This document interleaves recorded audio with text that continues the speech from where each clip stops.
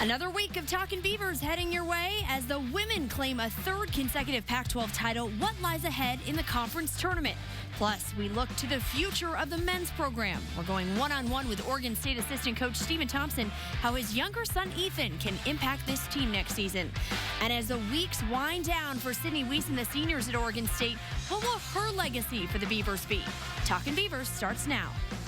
We are gearing up for the final week of the regular season in college hoops. And of course, that means a little Civil War action. So plenty to talk about on this week's games. Welcome into Talkin Beavers, Amanda Maynard, Mike Parker, Lindsay Schnell, Earl Martin. A pretty exciting week for the ladies. And for Amanda, would everyone please note that she has some special jewelry on her left hand? Wow. Would you like that to is so show nice. it off? Yes, there we go.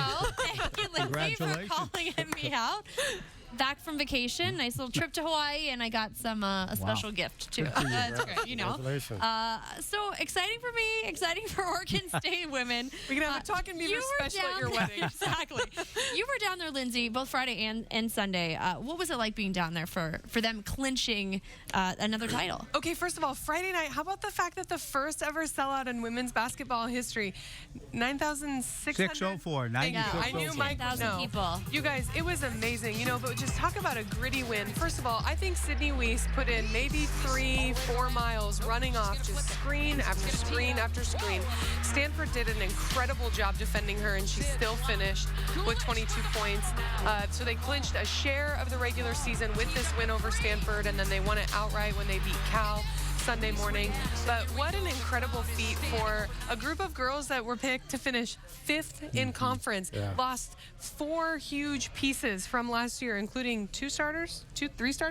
I don't even remember. No, Three. Jamie, You're Ruth, right. and Devin Hunter. Devin. Yeah. So it was just flat out awesome, and the atmosphere was amazing. And no one was really, I mean, we knew it would be a defensive battle, a great battle between these two teams. No one was able to kind of get any momentum, build a lead. What was the difference for you down the stretch with Oregon State? Well, if you can see the numbers, you can see that Oregon State women's held them, all their players, to single-digit scoring. No one scored in double figures for them, so the defense was great. You know, they didn't turn the ball over as much, and that was a big concern. We talked about you can't turn it over against Stanford, and they held onto the ball. And they rebounded the ball. They won the offensive board. They got 20 offensive boards. They didn't turn them into a ton of points.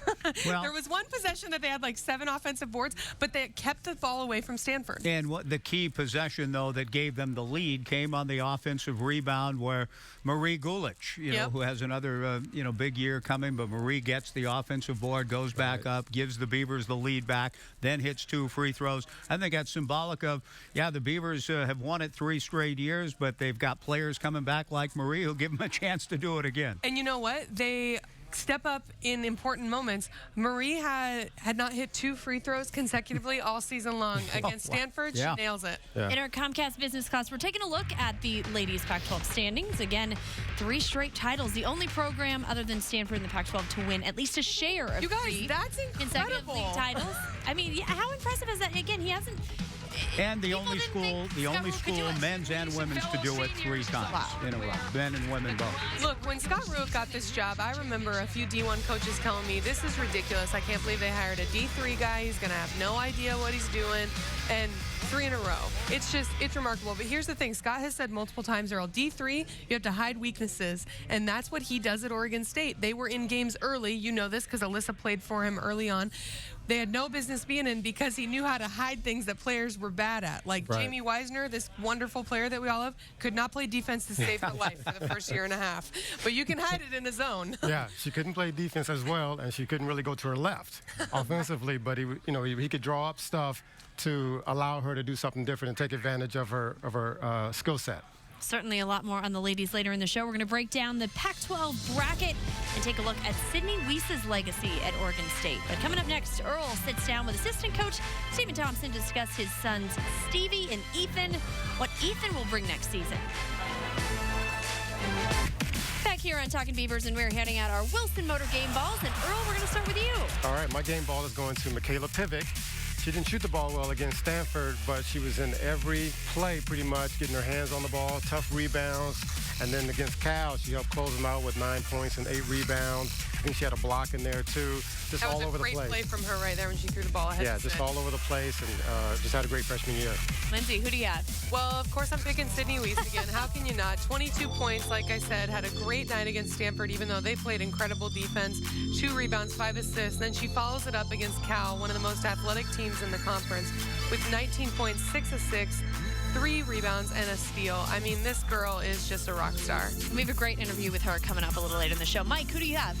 Well, just almost a career type award for Gabby Hansen, who has played tremendous defense. She's made big shots when they've really counted. She hasn't been asked to do a lot of scoring, but here I think she banked. Yeah, she called bank. I heard it. She called bank on that three. Good job, Gabby. But her defense, her leadership, and we're going to learn more about Gabby's legacy a little later in the show, but she gets my game ball. Yeah, an incredible group of seniors we're going to talk about a little later in the show. But we're going to switch gears, talk about the men as we look to the future of the program.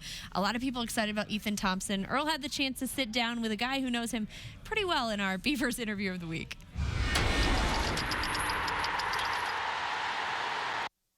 Sitting here with Coach Stevie Thompson. And a lot of you guys don't know, but we have a big connection not only with Oregon State basketball, and he has his son playing here. The next one's coming next year. I played here. My daughter played here. There's another connection we have, and it goes back all the way to our teenage years in LA. We ended up playing on the same summer team. It wasn't AAU back then, but we were on the same team, and I made him look good. Those were the good old days. Yeah, yeah, for sure. So it's great to see you here. And like I said, my daughter played here, so I got to sit in the stands and watch her play, which is a whole lot of fun. Yeah. But you're on a whole nother level. You're sitting on the bench watching your kid play. So how's that? You got to separate the two. You can't be cheering for your son while you're on the bench and all that stuff. But really, I've never coached my sons. I've trained them and worked out with them and taught them everything I know in terms of basketball, but I never coached them in a team environment. But it's great to go through the everyday battles and wars with my son, and now having my younger son come. It's a good experience, a great experience. Nice, good. Well, speaking of your younger son, Ethan, how's his game? How does he differ from Stevie Jr.? To be honest with you, they bring a lot of the same qualities to the table. And one thing I do know that they enjoy playing with each other. They won a state championship together in high school. They won a CIF Open Division championship in high school together.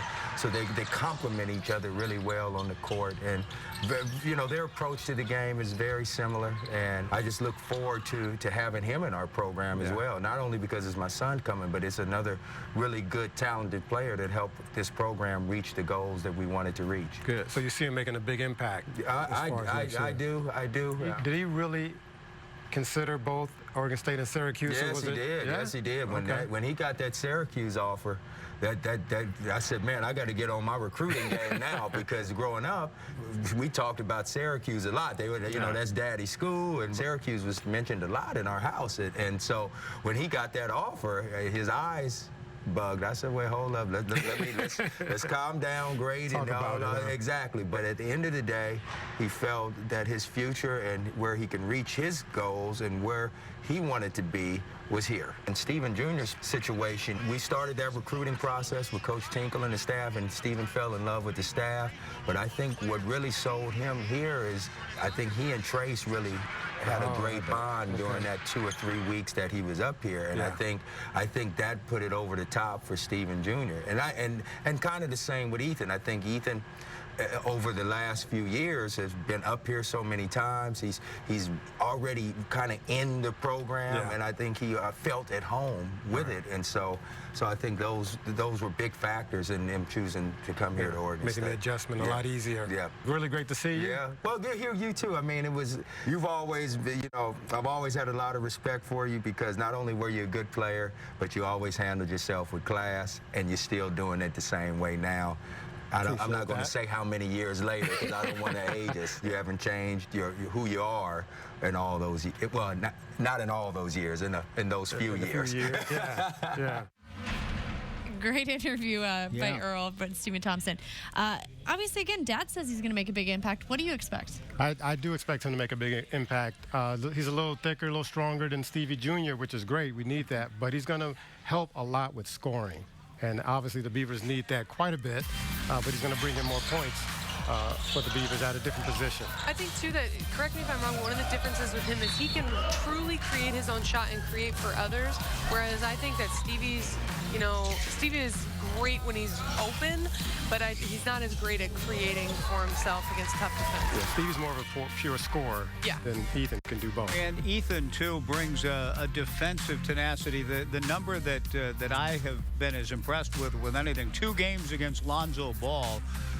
He held Lonzo last year, essentially man-to-man defense, to 11 of 30 shooting. And so Lonzo Ball is one of the great players in the country, and Ethan locked him up in man-to-man defense at least the 2 times they played against each other. Yeah. That gives me a lot of excitement about what he's going to do in impacting the Beavers, not only scoring, but at the other end, too. When you look at the guys they have coming back, the guys that, again, maybe this year it hasn't been so great, but Drew Eubanks, big year for him. Yeah. You got Stevie, Ethan. When you look to the Trace future, will be healthy. Right, Trace will be healthy. Right. I mean, how encouraged are you with Ethan coming in that this can really change the program? It's really going to change the program. They're going to be pretty guard-oriented, so if they match up with a team that has a lot in the paint, it might be ugly.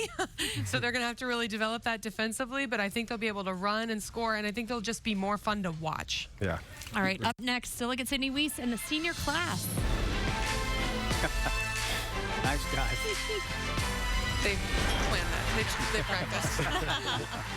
Mark your calendars for Sunday, March 12th at 9:30 p.m. for CSN's original documentary, Tomboy, elevating the conversation about gender equity in sports. We're also going to be having a symposium free Monday, March 6th at McMinimans, so make sure to join us then. And on our Les Schwab Quick Fix tonight, sure to go down as one of the greatest female athletes in Oregon State history. Lindsay Schnell sat down with Sydney Weiss to talk about her journey as a tomboy. What did you know about Title IX when you first started playing, when you were in high school? Well, I knew Title IX was a big deal. Basically, Title IX is what allows us to be viewed as equals in our respective sports. And without that, we would not have these opportunities to even be talking about this and to acknowledge the ground that we've covered throughout all the years. And so I'm incredibly thankful for that. I mean, my whole life is pretty much set on that foundation of what people and women were fighting for before I was even thought to play basketball. To have these opportunities to play, to perform and compete at the highest level, it means the world to me, and I know my teammates appreciate it, and all female athletes, they look to Title IX as their saving grace for their respective endeavors on and off the field and court. So what would you say to little girls who have hesitancy, who are worried about being called a tomboy or worried that they need to be into girly things? I would say to those girls, embrace whatever you may hear from people. Don't necessarily listen to the backlash or the jokes if they're trying to poke fun at you. It's not worth it. I feel like if you believe in a vision that you have for yourself, or if you want to be a part of something bigger than yourself, you should go for it. It's scary, of course it is, and it's not easy being singled out, but I think that shows that you're special. And to have opportunities like that as a female athlete, to go after your dreams, to play in college, get an education, and then potentially play professionally. Are you proud to be a tomboy? I am proud to be a tomboy. I think it's given me this toughness. I think, you don't have to necessarily be a tomboy to be tough, but I've learned to embrace that and to embrace my individuality, whether it's being a tomboy, being feminine. I'm able to choose and have comfort knowing that it's not a bad stereotype. I think you embrace it, you embrace who you are as a person, as an athlete, and you run with it, and you love yourself. So Sydney Weiss, we talk about her, every week, about how great she's been throughout her career. What do you think her legacy is going to be at Oregon State? Well, I think that she's just set the tone. I mean, it's more than the three-point record. Sydney's going to be the leader in the first class to ever go to the NCAA tournament each of their 4 years. That's an incredible feat for a program that you have to remember, it wasn't very long ago that this team was completely in the gutter and people didn't know if they'd ever be able to get out. Mike, I know you remember. Sure. You know, Earl, Alyssa had signed, you know, and was going to go play there, and you guys decided to stick with it because you were Beavers through and through. But it was rough, and now she's set this level of excellence that people are just going to have to continue to reach. Yeah, I just love her personality. I think that's, you know, what she's going to leave it legacy-wise. I just love her personality. You can, she's approachable. You can talk to her about anything. She's great. Lindsay, what did you make of Tara Vanderveer? Was it a left backhanded compliment at all to the Beaver program, though, when she said Sydney's a once-in-a-lifetime player? She praised and gushed over Sydney Weiss, but seemed to – I almost felt like she was saying, but she's going away, and so things are going to change. Oh, I think Tara would like it to be that way because, look, Stanford ruled the conference forever, you know, and now you got Oregon State up there, you got Washington, you got UCLA. And I think that she's right when you put the total package together. I mean, Sid played right from day one at Oregon State, and that was huge for them. But the leadership that she has instilled, and, you know, I loved what she said something Sunday about when looking at this team, and she said, you know, my job as a senior is to breathe confidence into these young kids. That's incredible. That means that next year when she's gone, they're going to be okay. Yeah. And Gabby Hansen, and we said we'd talk about her. I mean, she's part of this amazing senior group. Gabby. And Gabby has played in more winning games, 110, than any player in the history of the program. That's impressive. That is incredible. She's also the best defender in the league. No question. It has been for 3 years. Final week of the regular season, Civil War week. What it's going to take for the men and women to end on a high note. Time now for our Toyota Portland on Broadway tune-up and a look at the Pac-12 tournament bracket for the women as they head to Seattle next week. Ladies will be a 1 seed, going to face the winner of Cal USC on Friday morning. Who would you rather face? Because obviously USC pulled that upset. USC is in spiral right now, so probably them. Okay. I agree. Do you like them as the 1 seed? Is that a comfortable? I guess. There's nothing comfortable in this conference. It's the best conference in the country. Right. It's going to be Can they tough. get a 1 seed if they win this tournament? Yeah, I think so, because Mississippi State dropped both their games this last weekend, so I think they're playing for a 1 seed. Okay. Of course, finishing up the week with Oregon, both men and women. Do you feel like, can the men steal one?